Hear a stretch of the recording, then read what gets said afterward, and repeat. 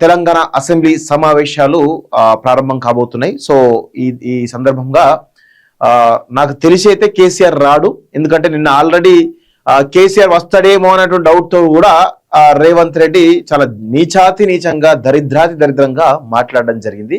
So అవి ఒక ముఖ్యమంత్రి స్థానంలో ఉన్నటువంటి వ్యక్తికి అలాంటి ఆయన నోటి నుంచి అలాంటి మాటలు రావడం నిజంగా దుర్మార్గమే. సో అలాంటి మాటలు అయితే విషయం ఏంటంటే కేసీఆర్ రమ్మని మీరు అంటా ఉన్నారు, మేము గౌరవిస్తామని చెప్పేసి అంటా ఉన్నారు. కానీ వస్తున్నాడు అనుకున్నప్పుడే కథ ముందు రోజే ఏదో ఒక పెద్ద బాంబు పేలుస్తా ఉన్నారు, ఇష్టం వచ్చినట్టు మాట్లాడుతూ ఉన్నారు. సో అలాంటి మాటల వల్ల ఆయన రాలేకపోతున్నాడేమో అనేటువంటి పరిస్థితి మాకు కనబడతా ఉంది. సో రేవంత్ రెడ్డి ఇలాంటివి ఏవైతే ఉన్నాయో దిగజారుడు మాటలు మానుకోవాలి. కరైనా ఇది మంచి పద్ధతి కాదు. మీరు ముఖ్యమంత్రి, మీరేదో చిన్న చోటా మోటా లీడర్ కాదు, లేకపోతే మీరేమో చిల్లర వ్యక్తి కాదు కదా. మరి ఒక ముఖ్యమంత్రి స్థానంలో ఉన్నప్పుడు మీ మాట అనేది చాలా పదునుగా ఉండాలి. ఎట్ ది సేమ్ టైం అదొక మంచి అందరికి 4 కోట్ల తెలంగాణ ప్రజలు అందరూ కూడా మీ మాటను వింటా ఉంటారు. సో మీ నోటి నుంచి వచ్చేటువంటి మాట, ప్రతి మాట కూడా జాగ్రత్తగా ఉండాలి. ఒళ్ళు దగ్గర పెట్టుకొని మాట్లాడితే బాగుండు. కానీ ఈరోజు ఎంత దారుణంగా అంటే నూతన సంవత్సరం రోజే ఇట్లా మాట్లాడుతున్నా అంటే ఇక ఈయన మారడా అనేటువంటి అభిప్రాయం చాలా జనాలలో చాలా స్పష్టంగా వినబడతా ఉంది. సో ఇప్పటికైనా మారితే బాగుంటది. ఒకసారి చూడండి ఏం మాట మాట్లాడండి, ఒకసారి మీకు చూపించేటువంటి ప్రయత్నం అయితే చేస్తాం మిత్రులారా. సో ఇక చూడండి, ఉరేసినా తప్పులేదు, కేసీఆర్ హరీష్ రావు సంతకం చేసి నీళ్లు వదులుకున్నారు, కిరణ్ కుమార్ రెడ్డి నీటి లెక్కలకు వీళ్ళు తలుపారంటూ చూస్తా ఉన్నాం. సో ఉరేసినా తప్పు లేదు అని మీరు అన్నారు, ఓకే మంచిదే.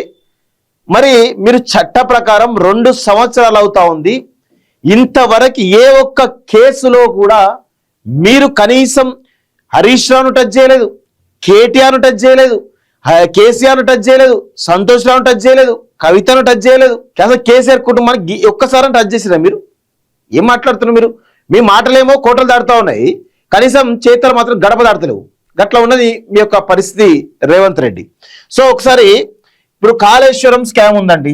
కాళేశ్వరం స్కామ్ లో ఆల్రెడీ సిట్టింగ్ జడ్జి తోటి విచారణ జరిపారు. ఆ రిపోర్ట్ ఆల్రెడీ మీ దగ్గర ఉన్నది. మళ్ళీ ఇది కాదని చెప్పేసి ఇక కాదు, మరి జడ్జి ఇచ్చే రిపోర్ట్ తప్ప మరి ఏదో తప్పు తెలియదు. కానీ మొత్తానికి అయితే సిబిఐకి అప్పగించిన విషయం చూస్తా ఉన్నాం. ఏమైనా ముందుకు పోతా అంటే ముందుకు పోదు. ఇక ఫార్ములా ఈరేస్ స్కామ్ అవుతుందో దాని మీద కనీసం అంటే ఒక చర్యలు కూడా లేవు. ఏదో తూతు మంత్రంగా కేటీఆర్ ను ఒక 2 సార్లు విచారణ పిలిచిన అయిపోయింది, అది అటకెక్కినట్టే. సో తర్వాత విద్యుత్ స్కామ్ అది ఉంది. అందులో కనీసం అంటే ఆ యొక్క రిపోర్ట్ వచ్చి సంవత్సరాలు దాటుతా ఉన్నా కానీ దాని మీద కనీసం అంటే చర్యలు కూడా లేవు. సో ధరణి స్కామ్ అన్నారు. మరి ధరణి స్కామ్ లో వేల లక్షల ఎకరాల భూములు అన్నారు, అది ఎటుపోయిందో తెలియదు. ఆ ధరణి తీసేసి భూభారతి పెట్టిరు. ధరణిలో కేసీఆర్ ఏ విధంగానైతే దోచుకున్నాడో మీరు కూడా అదే విధంగా దోచుకున్నట్టుగా కనబడతా ఉంది. సో రెవెన్యూ మినిస్టర్ గా ఉన్నట్టు పొంగులేటి శ్రీనివాసరెడ్డి ఈ రాష్ట్రంలో ఉన్నటువంటి మొత్తం భూములన్నిటి కూడా మింగేటువంటి ప్రయత్నం చేస్తా ఉన్నాడు, అది అందరికి తెలిసిన విషయమే.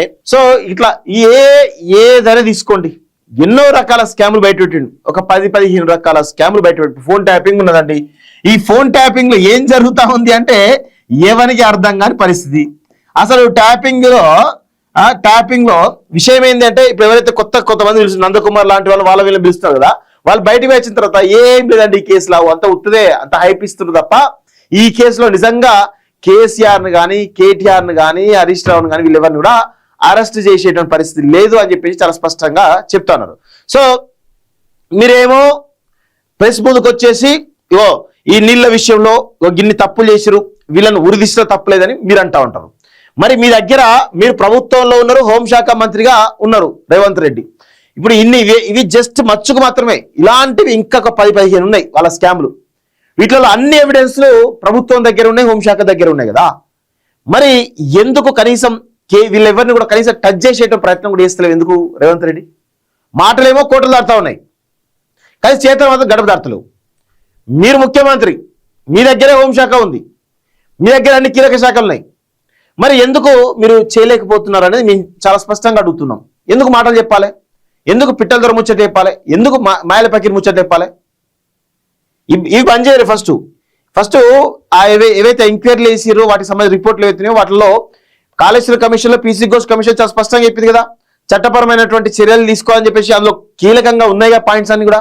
మరి దాని ప్రకారం అరెస్ట్ చేయొచ్చు కదా, చేయడు. చేస్తే మళ్ళా అసలు విషయం ఏంటంటే ఎంత తెలివిగా ఆలోచిస్తున్నాడు రేవంత్ రెడ్డి అంటే, ఇప్పుడు ఇందులో ఏ ఒక్క స్కామ్లోనైనా కానీ కేసీఆర్నైనా కానీ ఒకవేళ కేటీఆర్నైనా లేకపోతే హరీష్ రావునైనా వీళ్ళెవరిని అరెస్ట్ చేసినా కానీ ఇక్కడ ఏమవుతుందంటే సింపతి వచ్చి మళ్ళీ వీళ్ళు ఎక్కడ అధికారులకు వస్తారో, సింపతి వచ్చి ఎక్కడ అధికారులకు వస్తారో అనేటువంటి ఒకే ఒక కారణంతో ఆయన వీళ్ళను అరెస్ట్ చేస్తలేరు. కానీ మాలాంటి వాళ్ళని ఖచ్చితంగా చెప్తాం కదా, ఖచ్చితంగా అడుగుతాం కదా, బరాబర్ అడుగుతాం కదా. ఎందుకంటే మీరు అధికారం లేనప్పుడు, ప్రతిపక్ష నేతగా ఉన్నప్పుడు మిమ్మల్ని ఓటుకు నోటు కేసులో ఇరికిచ్చి ఎన్ని రోజులు జైల్లో పెట్టారో మీకు తెలుసు, మాకు తెలుసు. డ్రోన్ ఎగిరేసినప్పుడు ఏం జరిగిందో మీకు తెలుసు, మాకు తెలుసు. డ్రోన్ ఎగిరేసినప్పుడు ఆ డ్రోన్ లో ఉన్నటువంటి కీలకమైనటువంటి సమాచారం ఏదైతే ఉందో ఆ సమాచారం అసలు అందులో ఏముంది, ఆ డ్రోన్ లో మీరు ఏం తీసారో కనీసం ప్రజలు చెప్పే ప్రయత్నం చేసినావా? సరే అది అయిపోయింది, అది చెప్పలేదు అనుకోండి. ఆ తర్వాత ఆ డ్రోన్ కేసులో మిమ్మల్ని తీసుకుపోయి ఎక్కడేసి ఏ జైల్లో ఉంచారు 15 రోజులు, ఎంత దారుణంగా మిమ్మల్ని ఉంచారో మీకు తెలియదా? ఆ తర్వాత కొడంగల్లో మిమ్మల్ని ఓడించడానికి ఏ విధంగా ప్రయత్నం చేశారో చూసినాం కదా.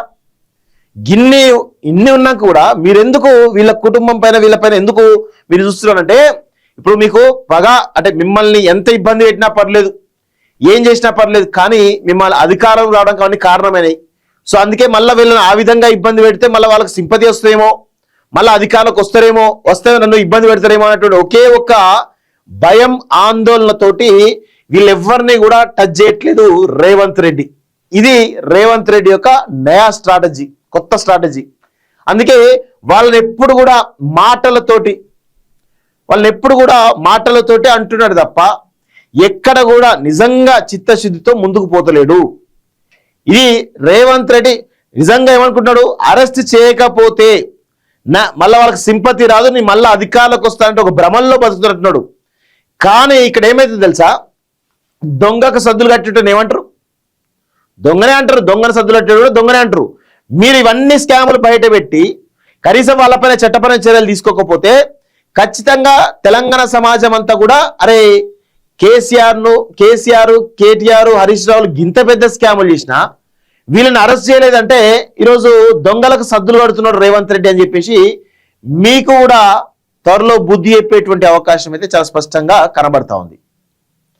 అర్థమైంది కదా, మీకు కూడా చాలా స్పష్టంగా అర్థమవుతా ఉంది ఇది పరిస్థితి మిత్రులారా. సో అందుకే రేవంత్ రెడ్డి ఎక్కడ కూడా వీళ్ళను అరెస్ట్ చేయడు, కనీసం టచ్ కూడా చేయడు. అది ఏమంటారు ఇంకా చూడండి ఒకసారి. గల్ఫ్ లో అయితే జనం రాళ్లతో కొట్టి చంపేవారు, ప్రజాస్వామ్య దేశం కనుక కసబ్లాగా కేసీఆర్ పై విచారించి నిర్ణయం తీసుకుంటామంటే అంటా ఉన్నారు. ఇంకెన్ని సంవత్సరాలు విచారించి, అసలు విచారణ జరిగిందా రేవంత్ రెడ్డి చెప్పు ఒకసారి. ఏం చేస్తున్నావు నువ్వు? 2 సంవత్సరాలుగా వాళ్ళని కనీసం అరెస్ట్ చేసిన రిపోర్ట్లు అన్నీ ఉన్నాయి. విద్యుత్ స్కామ్ రిపోర్ట్లు ఉన్నాయి, కాళేశ్వరం రిపోర్ట్లు ఉన్నాయి, ఫోన్ ట్యాపింగ్ రిపోర్ట్ ఉంది, ఈరే స్కామ్ రిపోర్ట్లు ఉన్నాయి, ధరణి రిపోర్ట్లు అన్నీ ఉన్నాయి కదా మీ దగ్గర. మరి అన్నీ ఉన్నాక ఎందుకు మరి అది చేయలేకపోతున్నావు? అది పరిస్థితి. జూరాల నుంచి తోడితే బాబు జగన్ లబోదివో, పంపుల లిఫ్ట్లతో కేసీఆర్ ఇంట్లో కనకవర్షం, పాలమూరు రంగారెడ్డిపై విచారణకు ఆదేశిస్తాం. ఈ సంగతి తెలిసే గోదావరిపై కేసీఆర్ రచ్చ, మామాలులవి 24 క్యారెట్ల అబద్ధాలు అంటూ చూస్తా ఉన్నాం. సో పాలమూరు రంగారెడ్డిపై విచారణ అట. ఇక ఏమైనా కాళేశ్వరం అయిపోయింది, అన్ని అయిపోయినాయి, పాలమూరు రంగారెడ్డి విచారిస్తారట. ఏమే నాకు అర్థం కాదు, ఇంత దిగజారి ప్రవర్తిస్తాను. ఉన్న ఏవైతే ఉన్నాయో వాటిపైన చర్యలు తీసుకో చూద్దాం. అవి శాత కాదు మనకి. ఎందుకు ఈ పనికి వాళ్ళ ముచ్చట్లు మాట్లాడుతావు? నాకు అర్థం కాదు రేవంత్ రెడ్డి. నువ్వు ముఖ్యమంత్రివా చెప్పు రాసివా? ముఖ్యమంత్రి అన్నప్పుడు కొద్ది బాధ్యతగా ఉండాలి. ముఖ్యమంత్రి కాదు నువ్వు. నాకు అర్థం, ప్రజలు కూడా ఎవరు నేను ముఖ్యమంత్రి గౌరవిస్తలేరు. అసలు బీఆర్ఎస్ అయితే నేను చెప్పరాసి కన్నా అర్థానంగా వాళ్ళు చూస్తా ఉన్నారు. అదైతే చాలా స్పష్టంగా కనబడతా ఉంది. సో పాలమూరు రంగారెడ్డి ప్రాజెక్టును కేసీఆర్ హయాంలో జూరాల నుంచి శ్రీశైలానికి మార్చడం వెనుక భారీ అవినీతి ఉందని ముఖ్యమంత్రి రేవంత్ రెడ్డి ఆరోపించారు. ఈ మార్పులకు అసలు అప్పటి రాష్ట్ర మంత్రివర్గమే ఆమోదమే లేదని చెప్పారు. కేసీఆర్ అసెంబ్లీకి వస్తే తారీఖుతో సహా ఆయన చేసుకున్న ఒప్పందాలు, పెంచిన అంచనాలన్నీ బయట పెడతామని ప్రకటించారు. ప్రాణహిత చేవెళ్ల ప్రాజెక్టు సంబంధించినటువంటి బ్యారేజ్ ను తుమ్మిడిహట్టు నుంచి మేడిగడ్డకు మార్చినప్పుడు మంత్రివర్గ ఆమోదం తీసుకోలేదని, పాలమూరు ప్రాజెక్టు విషయంలోనూ అదే చేశారని చెప్పారు. ప్రాజెక్టుల పేర్లు, ఊర్లు, అంచనాలు మార్చి కేసీఆర్ ఇంట్లో కనకవర్షం కురిపించారని సీఎం ఆరోపించారు. పాలమూరు రంగారెడ్డి ప్రాజెక్టు అవినీతిపై అసెంబ్లీలో చర్చించి దర్యాప్తు ఆదేశిస్తామని ముఖ్యమంత్రి రేవంత్ రెడ్డి తెలిపారంటూ చూస్తా ఉన్నాం. సో ఇవే ప్రతిదానికి అసెంబ్లీలో చర్చ చేయాలి, ఆదేశాలు ఇవ్వాలి, దర్యాప్తు చేస్తామని. తర్వాత దాన్ని తీసుకుపోయి దందా చేయాలి. కేసీఆర్ ఇక్కడ ప్రాజెక్టుల పేర్లు, ఊర్లు, అంచనాలు మార్చి పంపులు, లిఫ్ట్లతో కేసీఆర్ ఇంట్లో కనకవర్షం కురుస్తుంది మీరు అంటున్నారు. సో కేసీఆర్ ఇంట్లో కనకవర్షాన్ని మీరేం చేయాలి? అసెంబ్లీలో చర్చ పెట్టాలి. ఆ తర్వాత కేసీఆర్ తప్పు చేసి చెప్పేసి దర్యాప్తు చేయాలి. తర్వాత కేసీఆర్ ఇంట్లో ఉన్నటువంటి కనకవర్షాన్ని మొత్తం కూడా నీ ఇంట్లో కురిపించుకోవాలి. ఇదే కదా జరిగేది. ఇంకేమైనా జరుగుతుందా? 2 సంవత్సరాలుగా ఏం పాలన చేస్తున్నావు? నీకన్నా సోయిందా? తెలంగాణ రాష్ట్రంలో నువ్వు పాలన చేస్తున్నావా? కేసీఆర్ కనీసం కేసీఆర్ లాగానే చేస్తున్నావా లేదా కేసీఆర్ దిగజారి చేస్తున్నావా? అందుకే కేసీఆర్కి, బీఆర్ఎస్ పార్టీకి రోజు రోజుకి తెలంగాణ రాష్ట్రంలో పెద్ద ఎత్తున వాళ్ళకు బలం పెరుగుతూ ఉంది.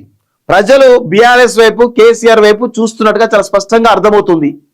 ఎందుకు అంటే మీ పనికి మాలినటువంటి పాలన వల్ల, మీరు చేస్తున్నటువంటి ఈ చిల్లర చేసిన వల్ల ప్రజలందరూ కూడా ఈరోజు బీఆర్ఎస్ వైపు చూస్తున్నారని చాలా స్పష్టంగా అర్థమవుతా ఉంది.